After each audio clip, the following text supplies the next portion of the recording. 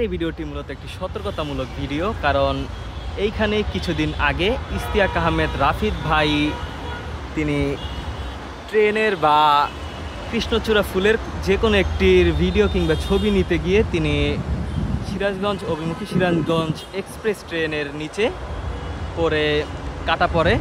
তারপর টানা 3 দিন এই কাওলা কার্ভে লোক কাটা পড়ে নিহত হয়েছে।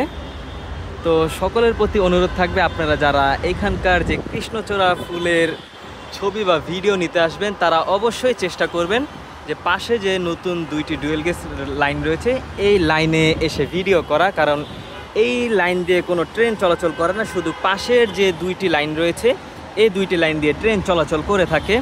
তো আপনারা ওই 2টি লাইন সবসময় অ্যাভয়েড করে চলবেন, আর চেষ্টা করবেন এইখান থেকে বা এই পাশের লাইন থেকে ভিডিও বা ছবি নেওয়ার। আশা করি আপনাদের বোঝাতে পেরেছি।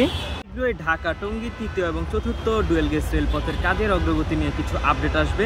আর আজকের ভিডিও এই পর্যন্তই, দেখা হচ্ছে অন্য কোনো নতুন ভিডিওতে। সেই পর্যন্ত সকলে ভালো থাকবেন, সুস্থ থাকবেন। আল্লাহ হাফেজ।